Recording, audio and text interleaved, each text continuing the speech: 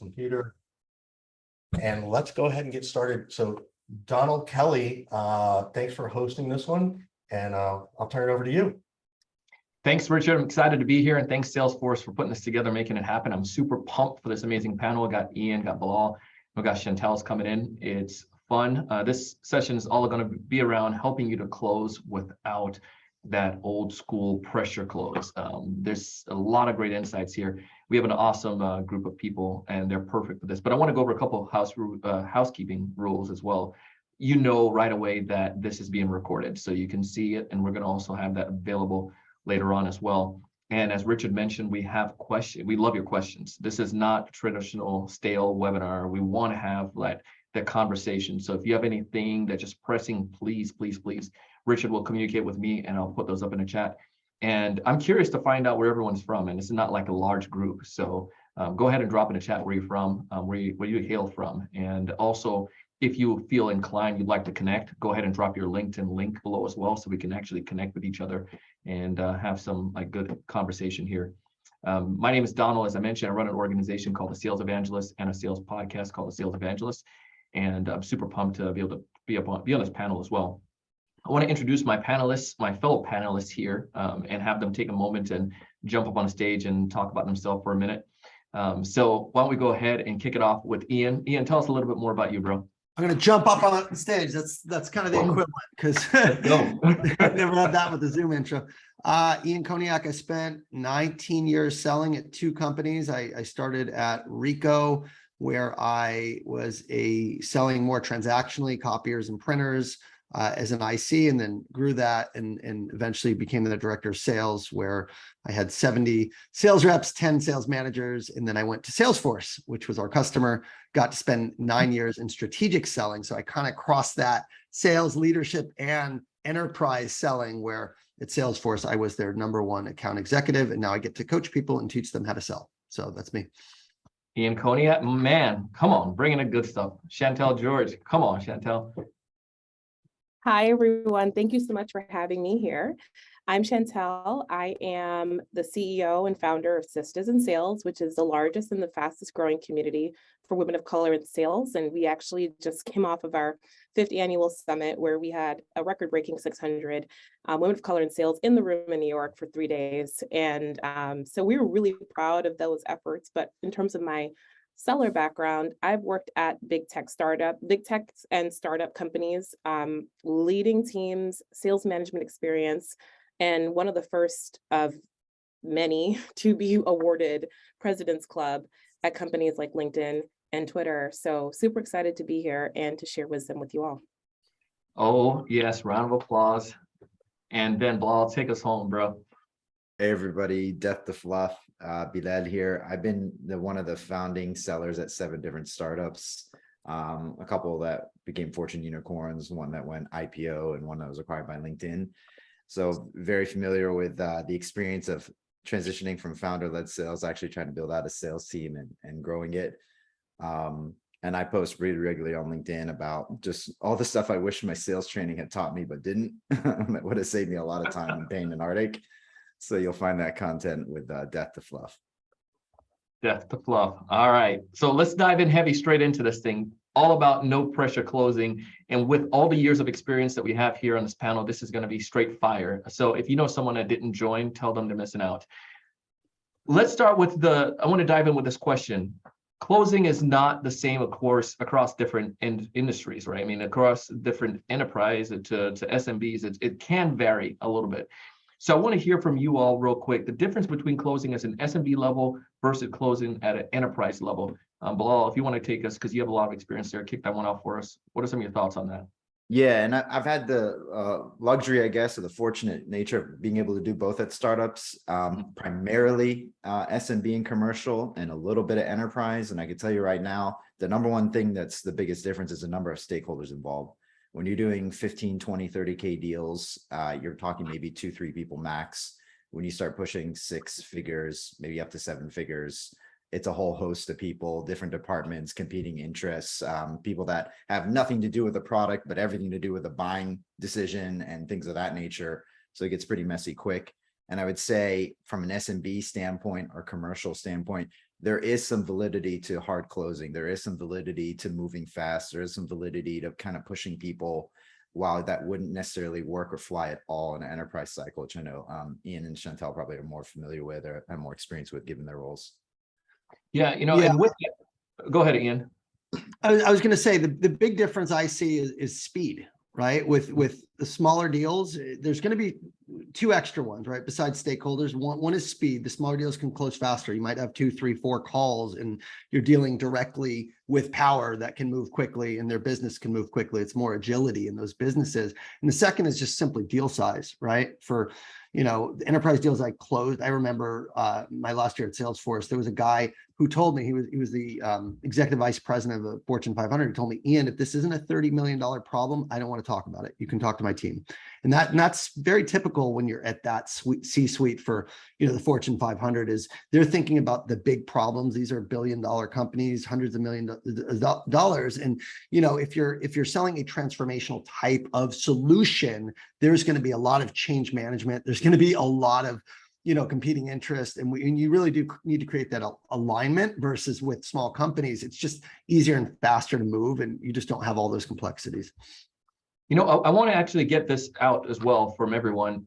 In your sales cycle right now, everyone can just tell us in the comments, how many decision makers are typically in your sales cycle? And say 1 to 2, like 3 to 4, 5 plus. So 1 to 2, 3 to 4, 5 plus. All right, and while folks are doing that, it'll be good. So why, in this case, go back to this, Ian, I have a question here that I wrote down. The hard close doesn't necessarily work if in this arena. Can you go a little bit deeper into this and give us some more thoughts?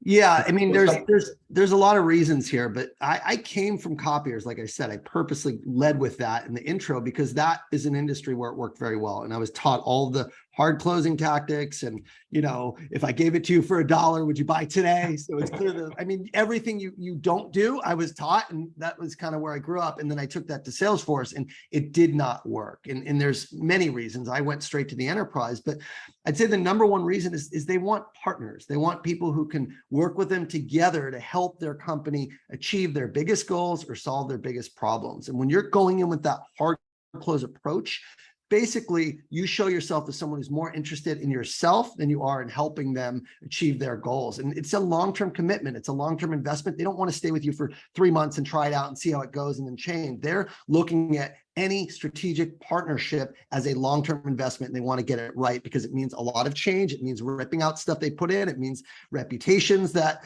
might be tarnished over, decisions that were made a few years ago. So they really are looking for that, that AE or that sales director that is going to be with them for the long haul. And that was actually one of the biggest complaints I got when I got my accounts is, hey, every year you give us new AEs and they just want to sell us. That's not what we want. We want you to look at what we have and make recommendations and kind of be with us. And that was a big kind of shock to the system coming from an industry where hard closing was more common. I want to give a big shout out to Christian. Dude says he has 20 plus people in his decision-making process. Like, holy cow. The majority of people here, though, they did put like 5 plus, 10 plus, 5 plus, 1 to 3 plus. So there's a lot with that. But I want to go, Chantel, you talk a lot about this idea of relationship, and we know that's critical, but how does that help to make the sales process or a close easier? Mm-hmm. Well, actually, piggybacking off of some of what Ian mentioned, let's talk about reputations. Sure. If there's an executive at a company who needs to make sure that whomever vendor they let into their ecosystem is trusted and they can trust their process and they can feel comfortable that this relationship is going to blossom into a notch on their belt, on the executive's belt, that's a huge deal. I learned a lot about personal drivers. Everyone has them. Sometimes when I have meetings to build relationships, some of the first questions I ask is, are you up for a promotion? What's next for you in your journey? How long do you want to stay at this company? Have you had your big moment yet? How can I help you shine? And so starting there, building a relationship that I'm on your side, I'm trying to make you look great, and I want to help you have your time in the sun, and then continuing to follow up with that person and showing that you're not in it for yourself, but you're in it with them. And I know we're going to talk more about like specific strategies, but I think always starting with that personal connection, remembering their birthday, remembering different things about them is a very different enterprise sell. I have experience growing business. Like I have experience growing a large multi-million billion-dollar business over 2 to 3 years. And I'll say that it's almost like adopting a best friend if you're doing it well. Like you know their family, you know their needs, and it becomes somewhat cyclical. Yeah, I want to just piggyback for 1 second. This is a huge point Chantel makes, and it's so powerful. You're not selling to them. You're helping them buy, and you're on the same side of the table. You are empowering your champion or your executive to tell a story internally. So if you're hard closing, like you're missing what they need, and it's going to rub them the wrong way. You are on the same side of the table to help get them a win. So I think it's super important. It's a big nuance. Yeah, and I love that that idea there too that you bring up there with that Chantel. For me, I find that when you go into it with that long-term focus, when you go into it with that partnership or finding out what they want, it's been a huge help for me, especially when I sold software, when we sold to enterprise, just being able to understand that idea of what they want as a result just makes a world of difference. One thing that Bilal, you were talking about when we chat earlier was on this idea of friction, especially in the SMB market, for those who may be selling to fewer than 3 decision makers. Talk to me about friction. Let's address that real quick. How important is that to create that friction or that tension in that closing process? Yeah, I think when it comes to SMB, and this is when it starts getting a little bit more tactical and technical for some of the folks on the call. This is where some like common ideas about sales falter, and some of the common notions are actually wrong. So usually we think about friction as being a bad thing, but when you're doing SMB sales or commercial sales, the biggest thing you have is opportunity cost. You're typically working a lot of deals that are very small, and you don't have time to spend too much with any particular deal. So you're not optimizing on the relationship as much as you are as just making strong recommendations and finding people that already have urgency and just aligning to that instead of trying to create it yourself. You don't have that luxury of time, and time becomes the enemy. So one of the ways that you can really pressure test your buyer's commitment, their willingness to change, is by introducing healthy friction. So healthy friction, some example, this might be like at Clearbit. What we would do is we would ask the buyer to send us sample data for the demo. If they didn't send us that sample data, we would not do the demo.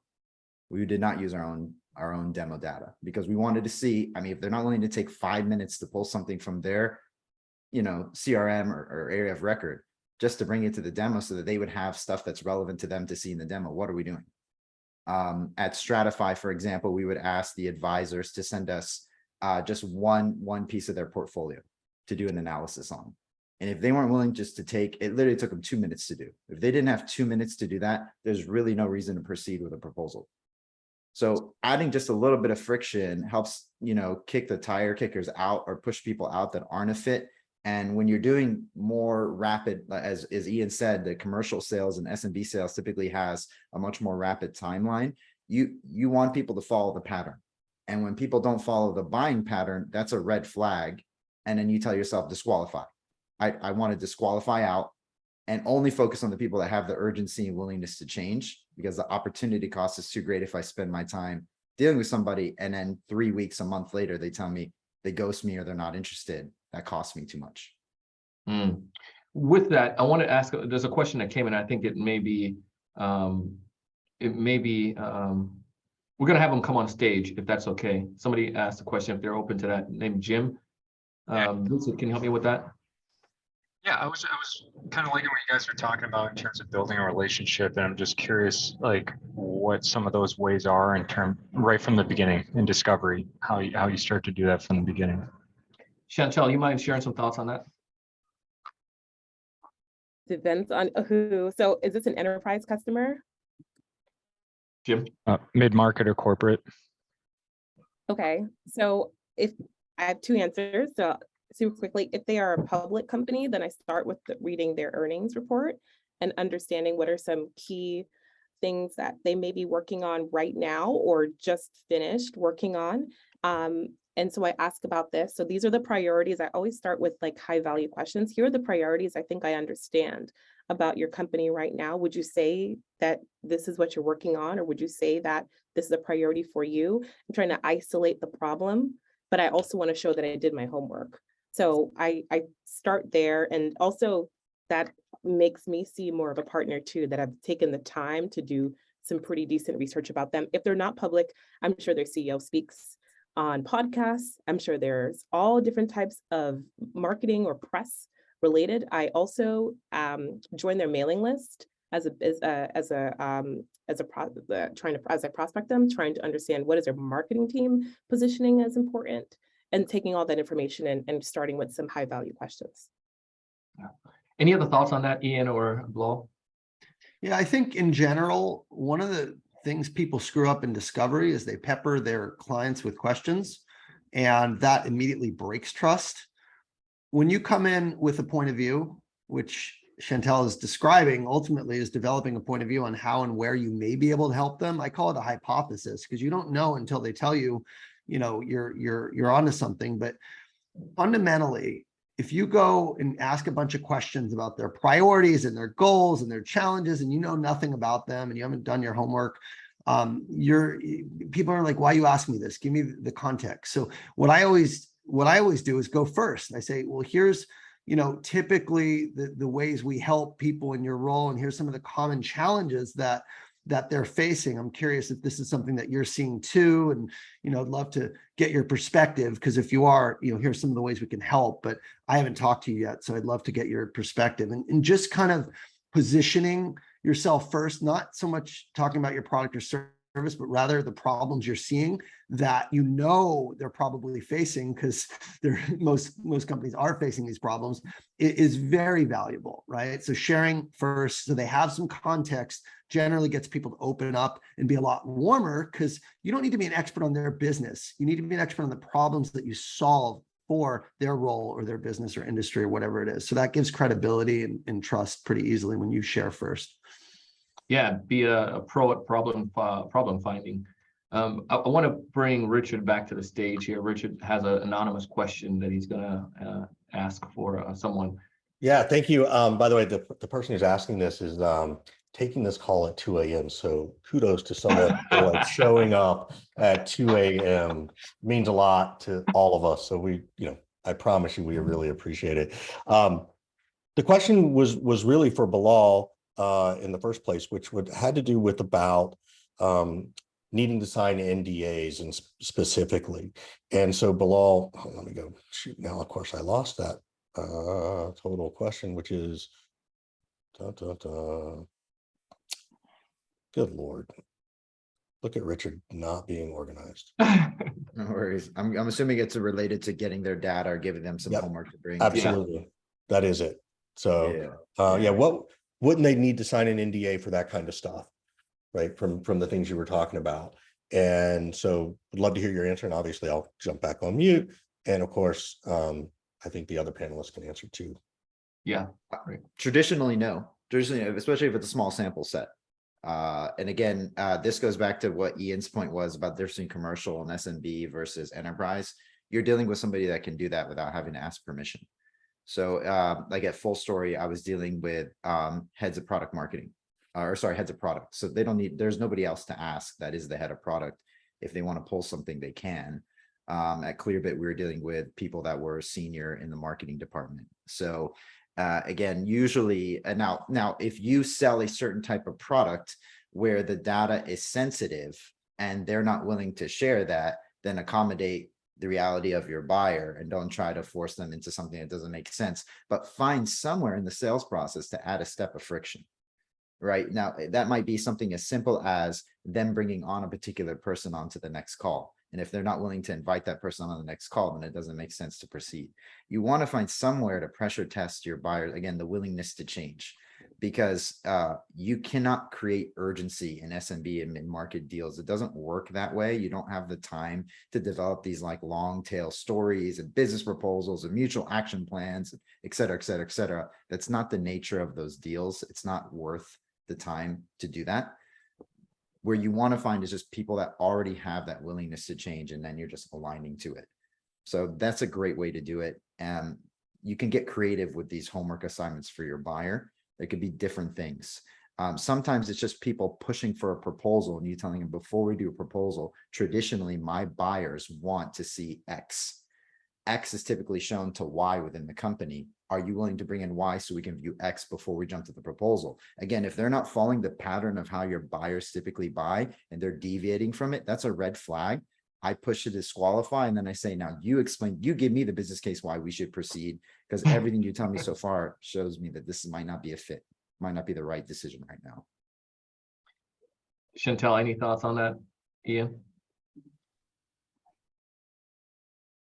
I'll go. So from a disqualifying in general, I think, and this is not unique to enterprise or SMB, it doesn't really matter. I think you want to pressure test your client. And I always say, well, why do you want to change? What's really happening? Say, well, we just want to see what's out there. Okay, well, I'm not here to show you what's out there. I'm here to solve problems, like what's not working, and like really try to dig deep, because you don't want looky-loos. You don't want to waste your time, especially if you're dealing with a company that, you know, is window shopping, or, you know, in early stage, right? You need to understand, like I call it reverse selling. You really want them to convince you that they have a problem because your time is valuable. Because if I'm going deeper with them, I'm bringing in my engineer, I'm bringing in my architect, I'm bringing in business value. We're going to look at like their systems, we're going to map out their processes, and we're going to come up with, you know, a solution. It's going to be a big investment. So I'll tell them that. I'm like, look, typically here's our process, but we don't usually work until we have these three things. We need executive sponsorship, right? Why is this important to your C-suite? We need to meet with them. Secondly, we're going to need access to your systems and understand what you're doing, because we don't just rip and replace stuff. We need to understand your current environment.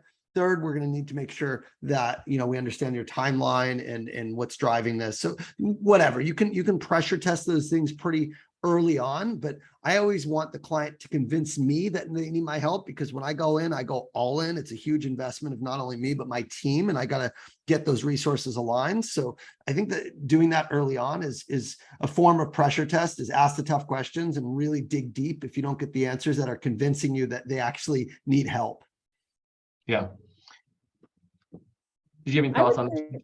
Go for it. I was going to say that while I think that is important to do, sometimes people don't know they have a problem. So when you're selling something that there's not currently a line item for, they may not know that they need to rally the troops on their end to solve a problem. So I think the other tactic, and I think we may have like touched upon this, but in terms of selling something that is not currently a common product, or it's an industry, it's new to the industry, or may just not have a lot of brand recognition. I'm not sure if there are folks on the line who work at startups, but going through the top 3 to 5 reasons why someone would buy this and giving them some information so that they can make decisions on if this is a problem they haven't even thought of before.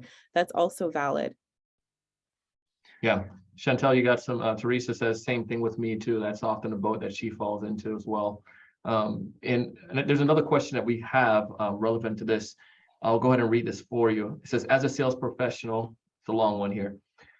As a salesperson who has been in B2C sales, selling solar rooftop systems for 5+ years and recently transitioned to enterprise sales in the logistics space, what are some of the qualities from B2B that I should carry with me to enterprise sales? And what are some insights? What are some things I should unlearn? So question for Ian. And I have some thoughts here too. I was a door-to-door security salesman in college, bro. So that was a fun one. Yeah, it's a good question. What's funny is I went from B2B now to B2C. So and I started door to door doing copiers, but it was B2B door to door. So yeah.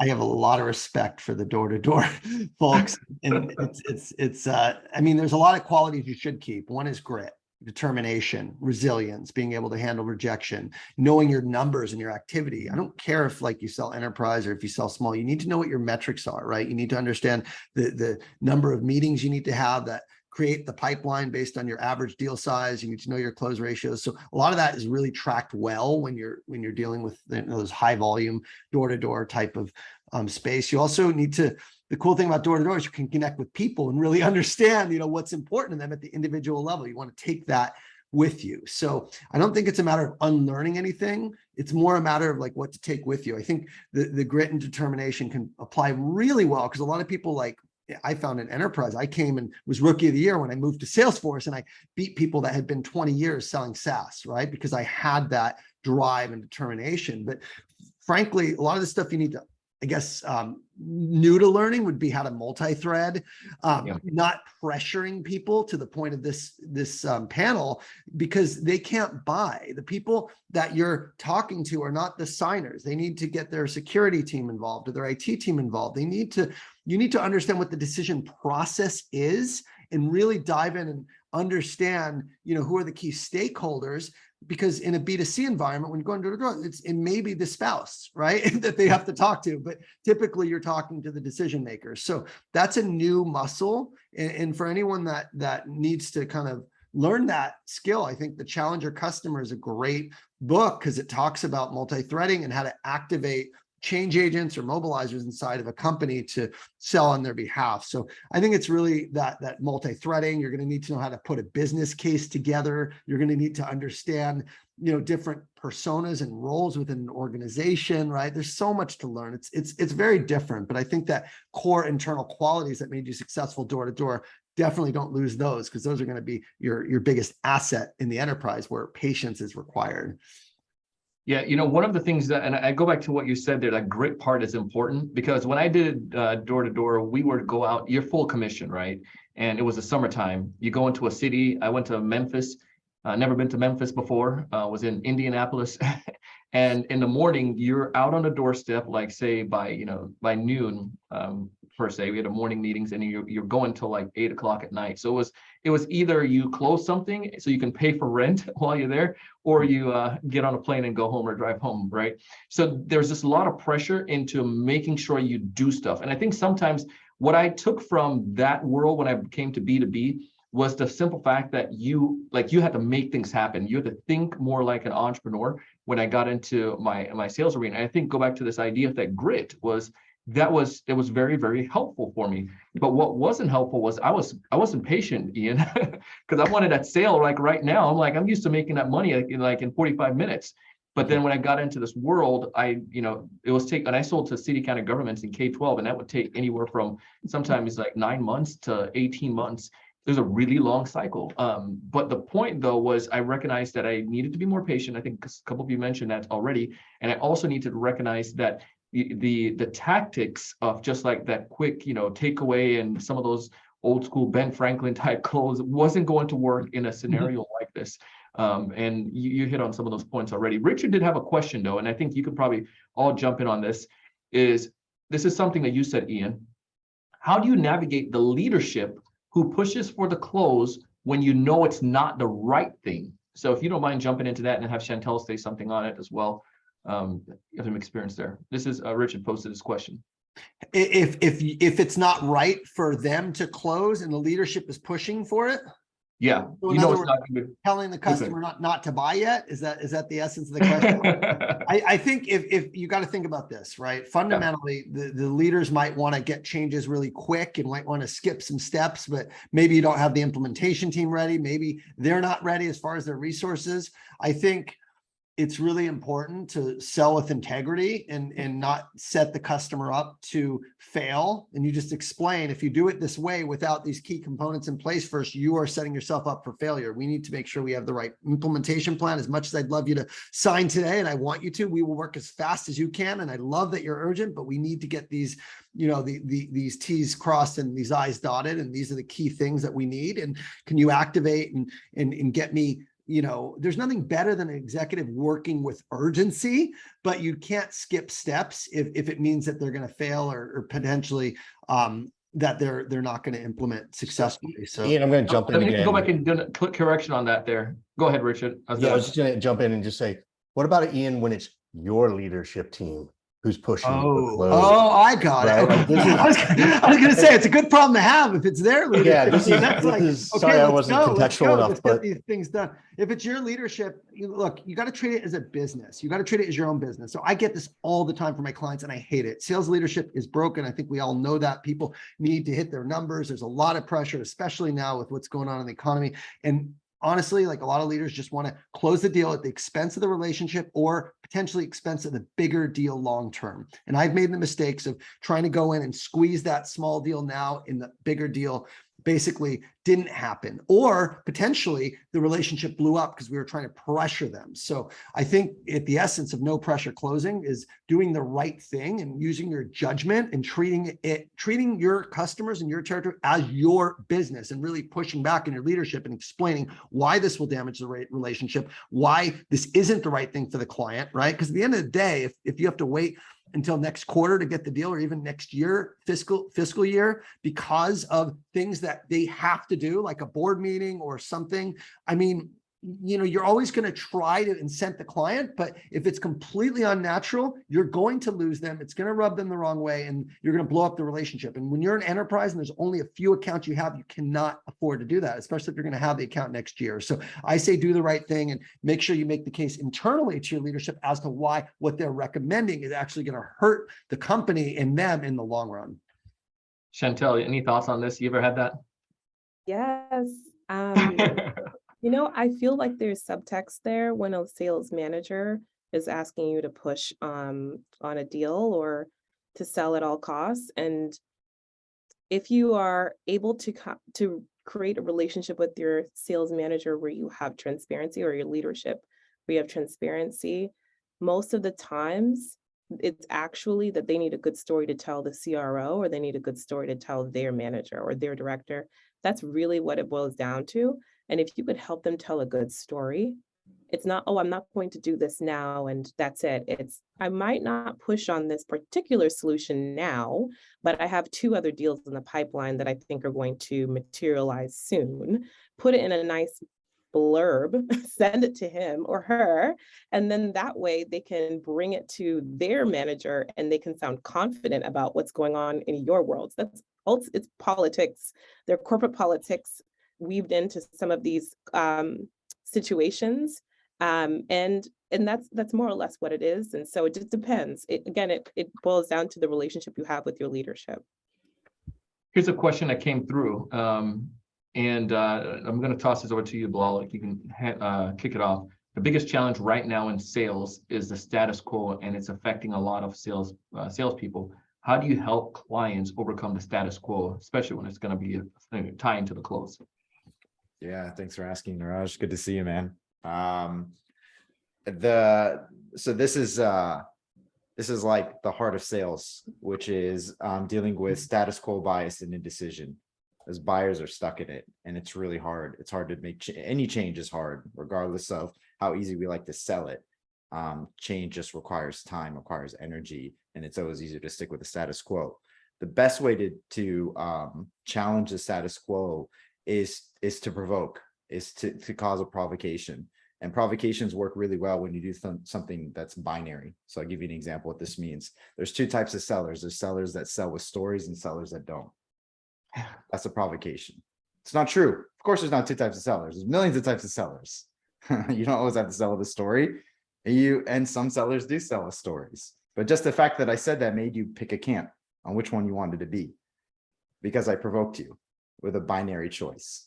And this is really, really powerful. And our brains are hardwired to do this, to not argue with the construct, but argue within the construct. So nobody, when I make a binary pitch like that, says, wait a second, there's more than 2. They then decide where they want to be within the 2 choices I present.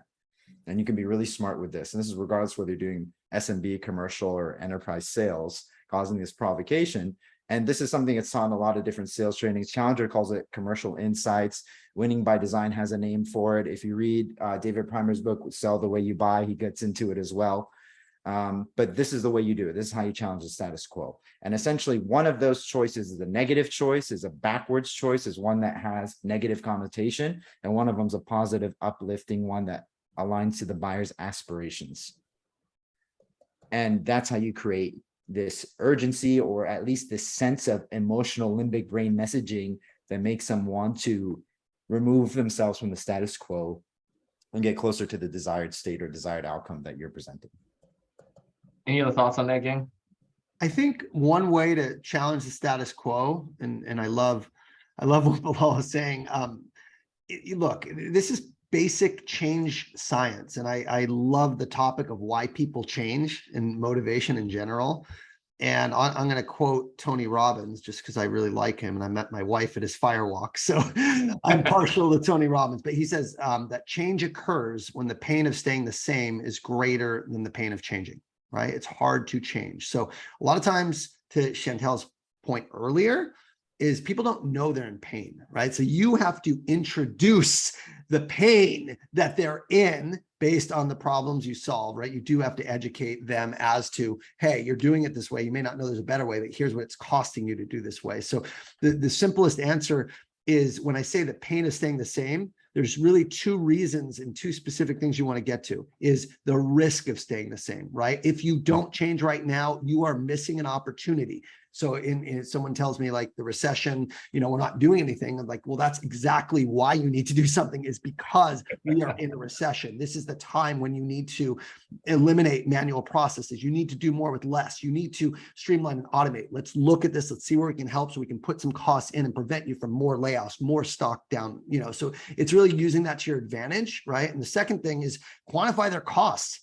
Right? If you show them that status quo is actually more costly than changing, right? The way they're doing things, that's really easy. So it's not a matter of finding new budget. It's a matter of showing them their budget that they have right now is being wasteful because they have 10 tools that could be 2 tools, or they have 50 people doing things manually that could be automated. Right. So it really is a matter of, aligning your messaging to, hey, if you stay the same, this is way riskier than, taking action and looking at our solution.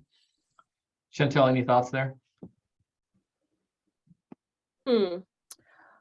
Yes, briefly. I would say that some people in your company are visionaries and some people are not. I don't always try and transform someone who's not a visionary into a visionary. There is always a good mix between those who are interested by default and have a personality trait of wanting to rise above the rest and be a leader. And those are the people that I gravitate towards. And I use their internal clout to build momentum around them and pull other people and other influencers into their orbit. So I think that in the spirit of frictionless, or in spirit of closing, it's simply and gently, that's my version of doing this. Okay. Now one of the studies that I've seen, and we've seen it in our sales process, is that 65% of the population are visual individuals. And I know some of you who are focusing on enterprise level, all of you have sold enterprise level. I wanted to talk about the mutual action plan for a minute here. How impactful is that when working at enterprise level? Kick us off with that, Ian. Yeah, I want to, again, I'm loving what Chantel's saying, and I don't want to gloss over this. Yeah. Finding the change agent is half the job in the enterprise. With a small company, it's faster, or not, but like literally you typically know when you're talking to a change agent because they're more open about needing to change and why what they were doing before won't work. So you can educate, you can introduce them, but if they're risk adverse and they've been there for 20 years and waiting for retirement, it's probably not going to happen. So that is the key, is to like talk to a lot of people and talk to people that are going to be those mobilizers and change agents. So that's a big point I want to emphasize, because when you meet them, because they're vocal, they're bringing the right folks. So as far as mutual action plans, typically they're used historically throughout. People associate that with the end of the sales cycle, like going through the paperwork process or legal or security and who's doing what. But I like to try and use mutual engagement plans throughout the sales cycle, right? So at the end of each meeting, really showing, here are the proposed next steps based on where we are. Here's kind of the path, because generally clients don't know how to buy. right? You can get them all fired up in a meeting and they're excited and they're like, well, what's next? So if you don't have at the last page of your slide deck, if you are doing a slide deck, kind of next steps, and here's a visual representation of what comes next, I think you're missing the opportunity and they may not remember, on their end. So just having that and then actually booking those next steps and getting those intros to other stakeholders is always something you want to leave time for. And it's not just for the end of the sales cycle. I love that. I love the mutual engagement plan. Go for it, Bilal. Yeah, I mean, well, like visuals in general, like I think Gone came out with some study or something that said that like decks shouldn't be used on discovery calls, and I completely disagree. I've always used decks on discovery calls.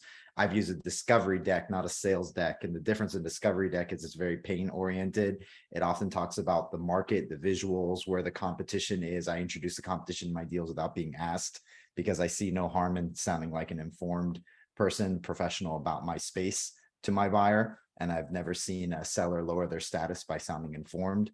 And those sort of visuals make a huge difference. So even in an SMB or commercial deal where the sales is relatively quick, you still got to use visuals. You still got to, even if you're doing a provocation and you are going to create that binary choice for people, create a visual for that so that it sticks, so that they can describe it to others later. Because no matter what type of sales you do, there's always some internal selling happening that you're not going to be a part of, that you can't be there for. And you want to support that. You want to aid that, and visuals is the way to do it. So like if you have no visuals or very few, or if your visuals constitute, a logo wall, stuff about your product, and things of that nature, you're doing it wrong. You need to get visuals about their world, their problems, market conditions, things of that nature, and implement those early and often in the sales cycle, because when it does come time to close, that's what you're going to lean on. That's what you're going to go back to. It's the theme of the sale, even if it's a fast sales cycle. This is money. Chantel, you started a pot here a little bit. You got a lot of good stuff coming back to you. Another question that ties back to this, and Ian, what you and Bilal said, I'm a big fan of that. And I think we're going to borrow that idea of that discovery visual. I love that the verbiage is there. Chantel, go back to what you mentioned earlier. James says, I'm speaking to a director who is a visionary, and our product solves his business needs. Can you talk to what happens if the signer is not a visionary, and how to convey that value? So to clarify, the signer, the director does not have buying power. That's and the sign. Yeah, that's correct. Director does not have buying power. It's a VP. So it's a newer product. The business need isn't quite realized yet in the industry. So trying to convey that value up the chain. So you're selling something that they don't know if they need right now. The director knows he needs it, but leadership does not. Okay. Taking a page off of Ian's book in terms of the opportunity cost for why they shouldn't move forward, or what would happen, what would negatively impact the business if they don't buy this, and making it a dollars and cents conversation is an approach that I would take. At the same time, you may need more than one person on your side to help you build enough allegiance to push a deal across the finish line. I would also ask the VP if there's anyone else within the organization that could even split the cost of this, where this could be applicable for different departments, and two budgets coming together can be more palpable than just one singular department. Oh, that makes sense. Appreciate that. I love the idea of that bringing other people in on that. I'll add something from recently. Nate Nasrallah, the founder of Fluent, posted about a buyer interview that he did, where the buyer was describing how he's got to use chips to get things done. So he's got these chips of goodwill, essentially, that he's built up, maybe political capital. He's got to ask a favor from procurement, somebody from his executive team, somebody from another department. And if you've got a situation where the director sees the value in it, but the executive team doesn't, that director's going to have to cash in some chips to make things happen. And you want to make sure that that's as easy as possible for them to do. And if at any point in time they feel like they're putting their career or anything like personal stakes at risk, or they're cashing too many chips and they're going to burn, what they've got in the bank and not have it for the next thing, because there always will be a next thing. They're not going to do it. They're just simply not going to do it. They're going to check out. They're going to ghost you. They're going to say no. If they're nice enough, and oftentimes they're not nice enough to even say that, and they'll just ghost you. So be extremely aware. And I'd even bring that concept up to them, James, be like, look, I know that you're going to have to make some asks internally for this. What are those? Let me help facilitate those in any way that I can. Don't pretend like that's not going to be the case. Yeah, I think sometimes what happens, and I felt guilty of this, and I've done this in the past, where is I'm just going to stick my head in the sand. Like, it's there, and they may know it's there. Like you're saying, well, it's like, well, maybe it's not going to happen. Maybe it's not. Maybe I'm thinking too deep into it. But I had a trainer that once said, if you feel it, just say it. Just talk about it. And I think that goes back to the relationship you build at the top that allows for that type of, I would call it like adult conversation, like the big kids conversation. And sometimes you need to push those things and bring it up. And if there's no big deal, then no big deal. But you got to talk about it. I want to, yeah, just a couple adds to this, because it happens a lot. People get stuck with someone who wants it, but ultimately they don't have power to get it done. So that's really what it comes down to. Above all, and there could be 50 ways to close a deal, but in my experience, above all, time tested is you have to be working with the decision maker. You have to be working with and engaged with the people who sign, and that will shorten the sales cycle. I don't care if the director needs it. I need to be in front of the CFO if that's the person who has to sign off. So how do you do that, right? There's a few ways, but ultimately you need to understand what's important to the C-suite or what's important to the signers, right? And you need to link it back to what you're selling. It's going to take a new narrative to show them how this helps them with their goals. So your director is not effective in this case in selling it because he's talking about his goals versus making it about his boss's goals or whoever is the signer. So I think it's really important. And then once you know that, you really do want to co-sell with the director, right? You want to be able to go in together. It's not a matter of like, hey, go book this meeting with the CFO for me. It's let's collaborate together. Let's make you look good on this so we can go together. Because in my experience, once that signer gets involved, the deal either closes quickly or it doesn't, right? And it's not lingering anymore. Otherwise, you can spend months of them trying to sell it and take 3, 4, 5 tries on their own, and it just prolongs the sales cycle. So get to that decision maker or decision makers, right? In some cases, but usually there's one economic buyer, one person that really has to sign off. And in my strategy is always to do whatever I can to get engagement directly through my champion. Thank you, Well, everyone. good question there, James. Good answers, everyone. So this is the last question I have for you all. I mean, we're closing the deal, but we've seen situations where the pendulum gets swung in one direction. So either you got someone who's like a trigger happy and they're trying to really force that close, and you got other people who are, they don't want to be cautious and don't want to be that person, that pushy seller. What do you say though, when you got to ask the question? What do you say to close the deal? And this will be our final question. What are some of the things that you use or phrases that you use tactfully, or your tactics, Chantel, and then Bilal, then Ian? This is a very interesting question. All right, I think I remember part of this from the sync. I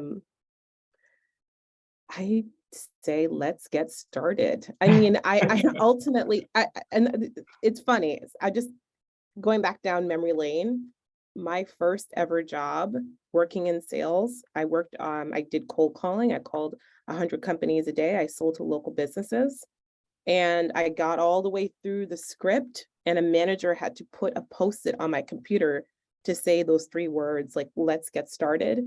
And it's funny how often we don't actually ask for the close, like verbally just say, we're moving forward, let's get started. And so I know it sounds very small, and maybe, the other folks in the panelists will have perhaps longer phrases, but if you can't just say, we're getting started right now, then we haven't actually closed anything, then have we? So that's ultimately how I feel about it. Yeah, gotta ask. Bilal? And I love your book recommendation, by the way. If anyone have any other book recommendation, go ahead and drop it in the comments. Yeah, that's made a huge difference for me. Yeah, when it comes to closing, it's interesting. Matt Dixon and the Jolt Effect that was just released, that book, talks about how buyers that can actually, sellers that can overcome a buyer's indecision, actually outperform their peers. That's one of the attributes of an elite seller. And sometimes books do a really good thing of labeling something I didn't realize that I did. One of the principles of the jolt effect that Matt talks about in the book is that elite sellers have a habit of making strong recommendations to their buyers. And that's what I've realized, that even in SMB and commercial sales, when there's a fit and I see that there's value and I see that it makes sense, I'm not asking them what are the next steps for them. I'm telling them what I think their next steps should be. I'm making a strong recommendation to them based on what you said, based on the situation, based on what we covered today. We talked about pricing, we talked about competitors, you talked about the situation.